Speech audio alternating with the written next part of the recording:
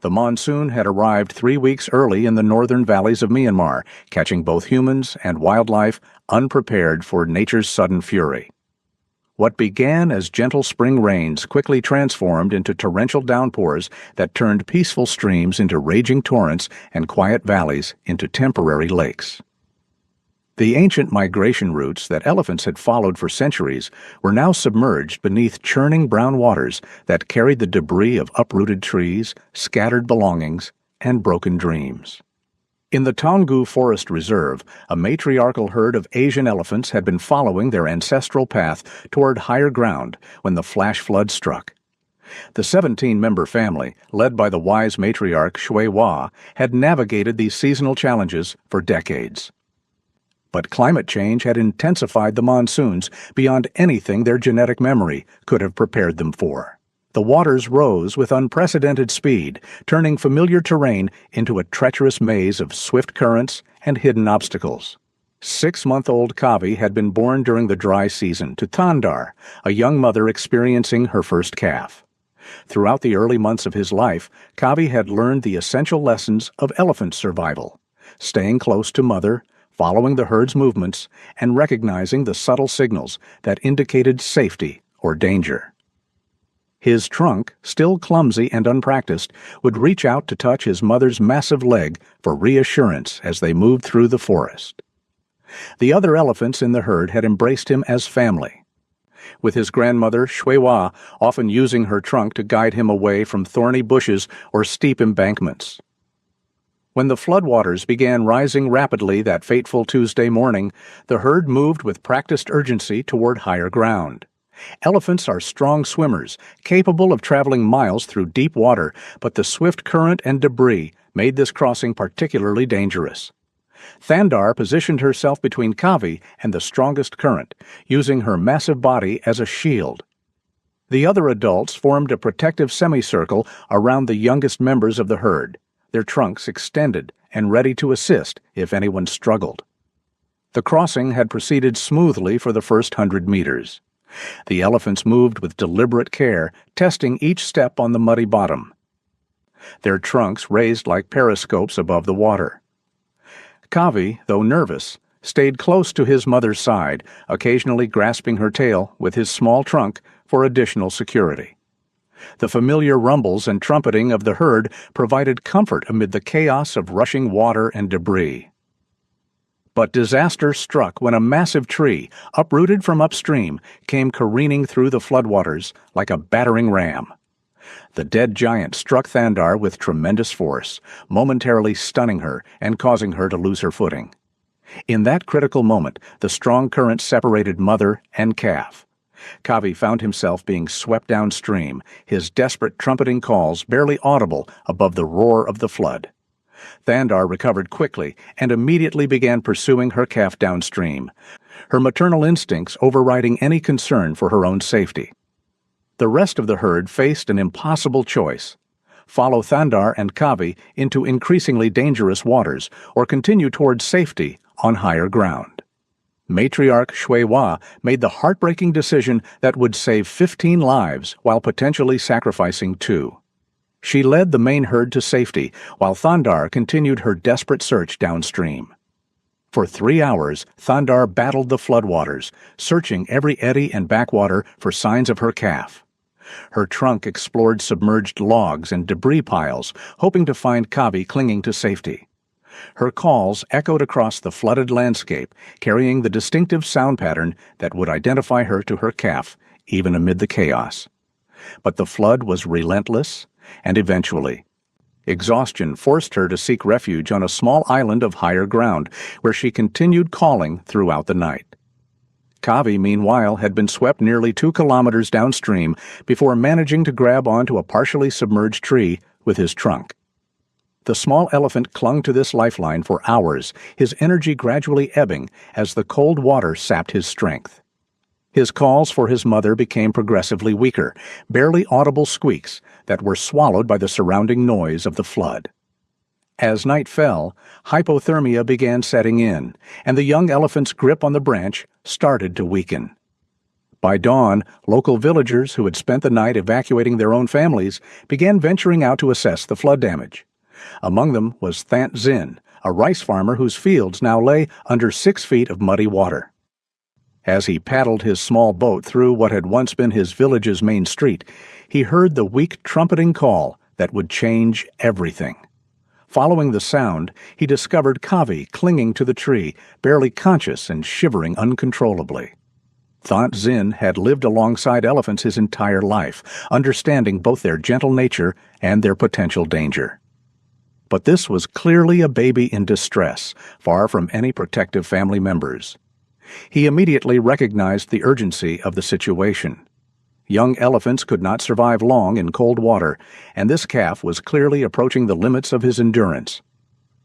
Using his mobile phone, Thant Zinn contacted the Myanmar Wildlife Conservation Division, reaching Dr. Zaw Min Oo, a veterinarian specializing in elephant care. Dr. Rebecca Walsh, an international elephant specialist working with the Myanmar Wildlife Conservation Division, received the emergency call at 7:23 a.m. while conducting health checks at the Maya Paladaw Elephant Camp.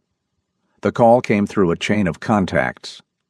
Thant Zinn to the local ranger station, the rangers to the divisional office, and finally to Dr. Walsh, whose expertise in elephant rescue operations made her the obvious choice to lead the mission. The logistics of the rescue presented immediate challenges. The flood had made most roads impassable, meaning the rescue team would need to approach by boat. Standard elephant tranquilizers and medical equipment would need to be waterproofed and carefully packed. Most critically, they needed to reach the calf before exhaustion or hypothermia proved fatal. Young elephants, with their smaller body mass and limited fat reserves, could succumb to exposure much faster than adults. Dr. Walsh assembled her team with practiced efficiency. Ko Nying, a boat operator with 20 years of experience navigating Myanmar's rivers, would handle transportation. Da Kin Mar Ai, a veterinary assistant specializing in large mammal care, would manage medical equipment and monitoring. 2 local rangers, Maung Win and Thura Zaw, would provide muscle power and local knowledge of the flooded area. The team loaded their boat with emergency medical supplies, including warming blankets, electrolyte solutions, and portable veterinary equipment designed for field use. The journey to Kavi's location took 45 minutes of careful navigation through debris-filled waters. Ko Nying's expertise showed as he guided the boat around submerged obstacles and through channels barely wide enough for their vessel. The flood had transformed the familiar landscape into an alien environment where trees emerged from water like scattered islands, and familiar landmarks had vanished beneath the murky surface. As they approached the location, Dr. Walsh could see the small elephant's distress from 100 meters away. Kavi was barely moving, his trunk hanging limply in the water, his eyes closed against exhaustion. The branch he had been clinging to was beginning to sag under his weight, threatening to dump him into deeper water at any moment. Every few minutes, he would lift his head slightly and emit a weak call. But these attempts at communication were becoming less frequent and more faint. The rescue itself required delicate coordination. Approaching too quickly might startle the exhausted calf into releasing his grip and falling into deeper water. Moving too slowly could mean arriving too late to save him. Dr. Walsh directed Ko Nying to position the boat alongside the submerged tree, creating a stable platform for the rescue operation. Maung Win and Thura Zaw prepared a sling made from waterproof canvas that could support Kavi's weight during the transfer to the boat. The most critical moment came when Dr. Walsh needed to establish physical contact with Kavi. Elephants, even babies, possess tremendous strength, and a frightened animal might inadvertently injure rescuers in panic. But Kavi's exhaustion worked in their favor. As Dr. Walsh reached out with a steady hand, speaking in the soft, low tones that elephants find calming, the young calf barely reacted. His eyes opened briefly, showing awareness but no fear, as if he somehow understood that these humans represented his only hope for survival. The moment captured in the photograph that would later circle the globe occurred as Dr. Walsh made first contact. Kavi, summoning what little strength remained, extended his trunk toward her outstretched hand. The gesture was unmistakably a plea for help, a cross-species communication that transcended the barriers between human and elephant understanding. In that instant, the exhausted calf demonstrated the remarkable intelligence and emotional capacity that makes elephants among the most compelling of all wild creatures. The physical rescue required careful orchestration. Daw Khin Mar Ai positioned herself to monitor Kavi's vital signs while the rangers maneuvered the sling beneath his body. Dr. Walsh maintained physical contact with the calf throughout the process, her touch providing reassurance while her trained eye assessed his condition. Hypothermia was clearly setting in, evidenced by the calf's reduced responsiveness and shallow breathing. Dehydration, ironically common in flood victims, was also a concern, as stress and cold water immersion could disrupt normal fluid balance. Lifting Kavi from the water proved more challenging than anticipated. Young elephants, despite appearing small compared to adults, still weigh several hundred pounds. The coordination required between the boat crew and the rangers demanded precise timing to avoid injury to either the calf or the rescuers. As they finally managed to position Kavi safely in the boat, wrapped in warming blankets, Dr. Walsh began the immediate medical assessment that would determine his chances of survival. The calf's core body temperature had dropped dangerously low, requiring immediate intervention to prevent organ failure. His breathing was shallow and irregular, suggesting the onset of respiratory distress common in severe hypothermia cases. Most concerning was his lack of response to stimuli that would normally trigger defensive reactions in young elephants. This level of lethargy indicated that the rescue had occurred just in time. Another hour in the water might have proved fatal. During the return journey to the Wildlife Center, Dr. Walsh worked continuously to stabilize Kavi's condition. Portable warming devices helped raise his body temperature gradually, while intravenous fluids began addressing dehydration and electrolyte imbalances. Daw Khin Mar Ai monitored vital signs, noting gradual improvements that suggested the rescue had been successful. By the time they reached shore, Kavi was showing increased awareness of his surroundings and had even attempted to move his trunk in response to gentle stimulation. The Myanmar Elephant Conservation Center, located 2 hours by road from the flood zone, served as Kavi's initial recovery facility. Dr. Walsh had radioed ahead during the boat journey, allowing the center staff to prepare an intensive care area specifically designed for young elephant patients. The facility, a partnership between the Myanmar Forest Department and international conservation organizations, represented one of Southeast Asia's most advanced elephant care centers. Kavi's arrival at the center marked the beginning of what Dr. Walsh knew would be a complex recovery process. Physical rehabilitation from hypothermia and exhaustion represented only the first challenge. Young elephants separated from their mothers face psychological trauma that can affect their development for years. The social bonds that form the foundation of elephant society are established in the first months of life, and disruption of these bonds can result in behavioral problems and difficulty integrating with other elephants later in life. The first 72 hours proved critical in determining Kavi's prognosis. His physical recovery proceeded steadily as controlled warming and nutrition restored his energy levels. But the psychological assessment revealed concerning signs of separation, anxiety, and depression. Kavi refused to eat solid food, rejecting the specially prepared elephant formula that normally appeals to young calves. He spent most of his time lying in the corner of his enclosure, occasionally emitting the low-frequency calls that elephants use to communicate over long distances with family members. Dr. Walsh recognized these symptoms as classic indicators of maternal separation trauma in elephants. In the wild, calves remain in constant physical contact with their mothers for the first 2 years of life, nursing frequently and learning essential survival skills through observation and imitation. The sudden removal from this environment, even when necessary for survival, could result in lasting psychological damage if not addressed properly. The breakthrough came on the 4th day when Dr. Walsh introduced Kavi to May Ploy, a 30-year-old female elephant who had previously served as a surrogate mother to orphaned calves. May Ploy had lost her own calf to illness 2 years earlier and had since displayed strong maternal instincts toward young elephants at the center. The introduction required careful supervision, as adult elephants can inadvertently harm small calves, but May Ploy's gentle approach immediately put Kavi at ease. The first interaction between May Ploy and Kavi demonstrated the remarkable empathy that elephants display toward distressed family members. May Ploy approached the young calf slowly, extending her trunk in the greeting gesture that elephants use to establish peaceful intentions.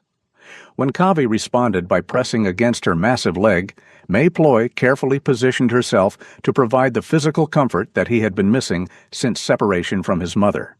Within hours, Kavi was attempting to nurse, though May Ploy was not lactating. Dr. Walsh supplemented this psychological support with a carefully designed feeding program that gradually reintroduced solid foods while maintaining the nutritional support necessary for proper growth. Young elephants in the wild begin eating vegetation at around 3 months, but continue nursing for up to 2 years. Creating an artificial feeding schedule that provided proper nutrition while allowing Kavi to maintain natural feeding behaviors required constant monitoring and adjustment. The center's design facilitated Kavi's gradual reintegration with elephant society. Large enclosures allowed May Ploy and Kavi to move freely while remaining under veterinary observation. Other elephants in the center, including several adults and 2 juvenile males, were gradually introduced to help Kavi learn the complex social behaviors that wild elephants master through family interaction. These introductions required careful management, as elephants maintain strict hierarchies and can react aggressively to perceived threats to these social structures. Kavi's progress during his first month at the center demonstrated the resilience that makes elephants such successful survivors in challenging environments. His weight increased steadily as his appetite returned to normal levels. More importantly, his interactions with May Ploy and the other elephants began displaying the confident behaviors typical of healthy young elephants. He started exploring his environment more actively, using his trunk to investigate new objects and testing boundaries in ways that indicated healthy psychological development.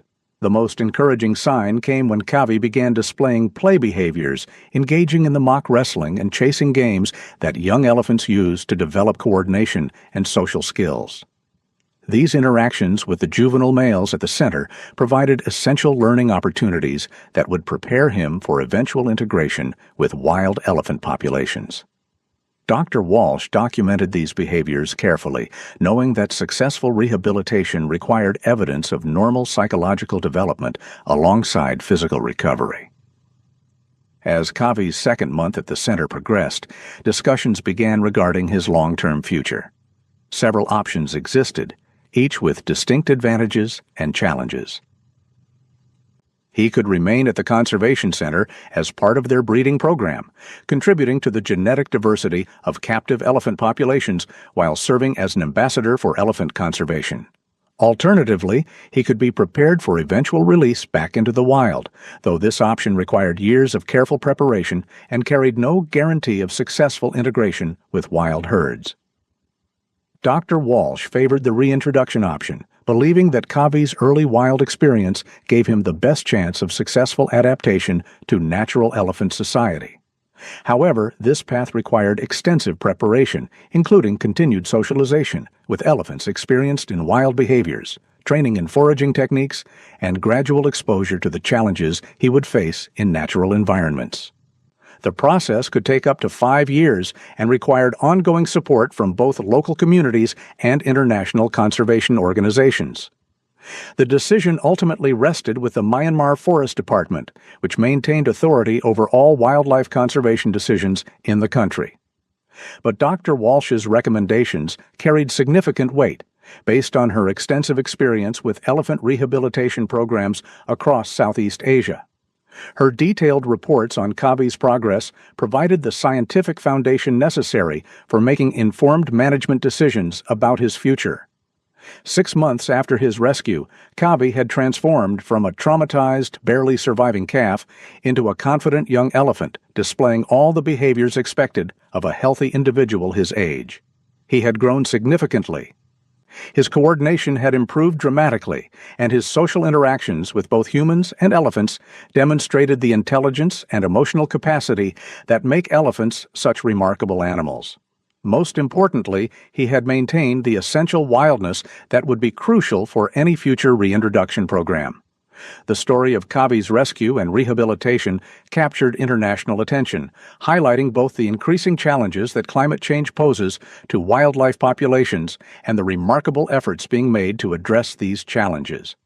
His recovery demonstrated the effectiveness of science-based wildlife management and the importance of international cooperation in conservation efforts. But beyond the scientific and political implications, Kavi's story represented something more fundamental: the capacity for compassion that transcends species boundaries and the determination to preserve the natural world for future generations. As Dr. Walsh prepared her final report on Kavi's initial rehabilitation phase, she reflected on the broader implications of his rescue. Climate change was intensifying weather patterns across Southeast Asia, creating more frequent and severe flooding events that would continue threatening elephant populations. The traditional migration routes and seasonal patterns that elephants had followed for millennia were being disrupted by human development and changing weather patterns. Cases like Kavi's would likely become more common, requiring expanded resources and expertise to address. The success of Kavi's rehabilitation also demonstrated the importance of community involvement in wildlife conservation. Thant Zin's decision to call for help rather than attempting to handle the situation himself had been crucial to the positive outcome. His understanding of elephant behavior and his respect for wildlife had made the difference between life and death for the young calf. This cooperation between local communities and conservation professionals represented the kind of partnership necessary for effective wildlife management in developing countries. 1 year after his rescue, Kavi had become one of the Conservation Center's most successful rehabilitation cases. He had integrated fully with the center's elephant population, serving as a bridge between the older adults and younger calves. His confidence and social skills had developed to the point where discussions of eventual reintroduction were becoming more concrete. Dr. Walsh had identified a potential release site in the Bago Mountains, where a small but stable wild elephant population could potentially accept a young male if the introduction was managed carefully. The photograph that had documented the moment of Kavi's rescue continued to circulate on social media and conservation websites, serving as a powerful reminder of both the vulnerability and the resilience of wild elephant populations.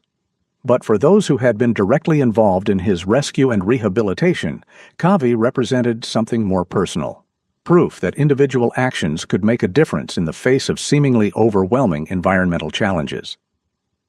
As Kavi entered his second year of life, now under the protective care of May Ploy and the Conservation Center staff, his future remained unwritten.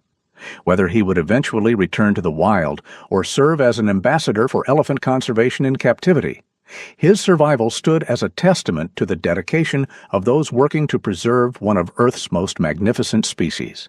In a world where wildlife faces increasing pressure from human development and climate change, stories like Kavi's provide hope that conservation efforts can succeed when combined with scientific expertise, community support, and the determination to protect the natural world for future generations.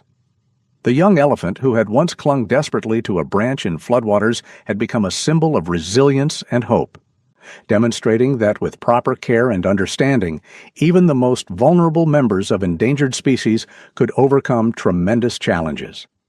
His journey from rescue to rehabilitation illustrated the complex but rewarding work of modern wildlife conservation, where success required not just scientific knowledge, but also compassion, patience, and an unwavering commitment to the belief that every individual life matters in the larger struggle to preserve biodiversity on our planet.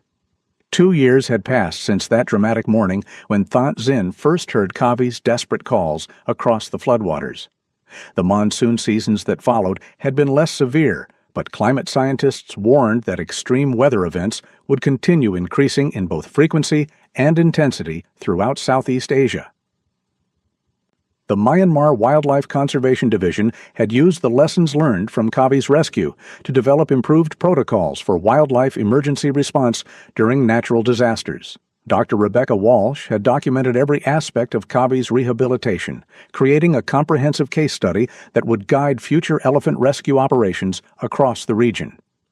Her detailed notes on feeding schedules, medical interventions, socialization techniques, and behavioral assessments had been compiled into a manual that was now being used by conservation centers throughout Asia. The success of Kavi's recovery had demonstrated that with proper resources and expertise, even severely traumatized elephant calves could be successfully rehabilitated. The Conservation Center had expanded its facilities partly in response to the attention generated by Kavi's story. International donations had funded new veterinary equipment, expanded enclosures, and additional staff training programs. 3 more orphaned elephant calves had been successfully rehabilitated using the protocols developed during Kavi's recovery, proving that his case was not an isolated success, but rather a replicable model for wildlife conservation. Kavi himself had continued to exceed all expectations for his development. Now approaching 3 years of age, he displayed the confident, curious behaviors characteristic of healthy young elephants. His relationship with May Ploy remained strong, but he had also formed bonds with the other elephants at the center, particularly with 2 juvenile males who had arrived as orphans during his 2nd year of rehabilitation. These relationships had allowed him to learn the complex social behaviors essential for eventual integration with wild elephant populations.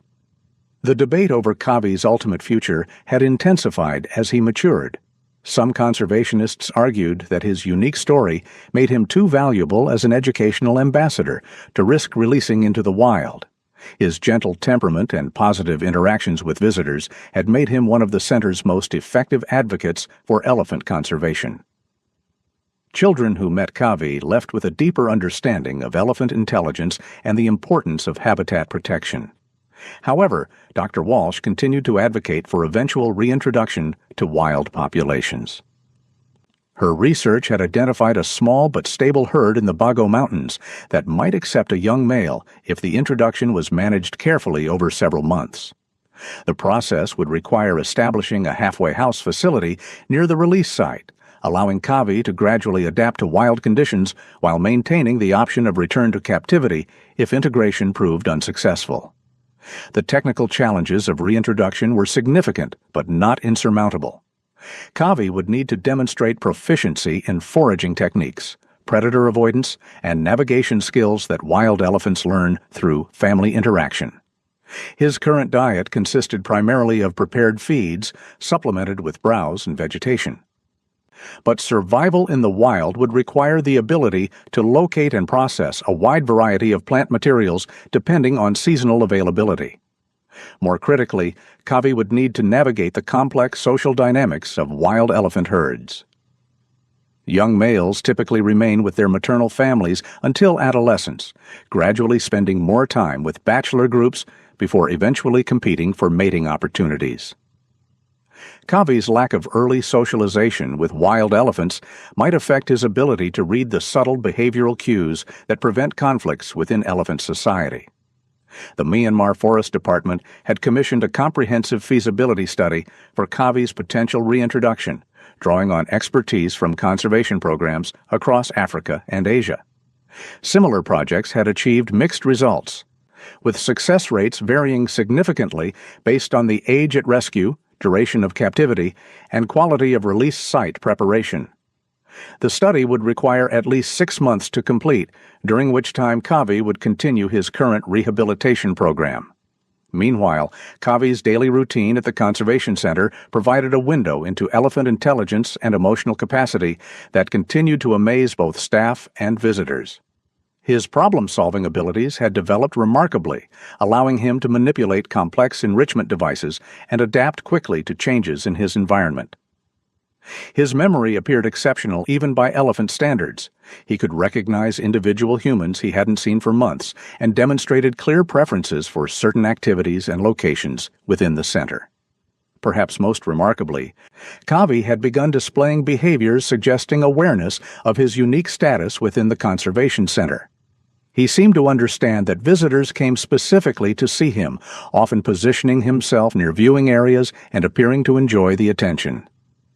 During educational programs, he would remain calm and cooperative, almost as if he understood the important role he played in conservation education.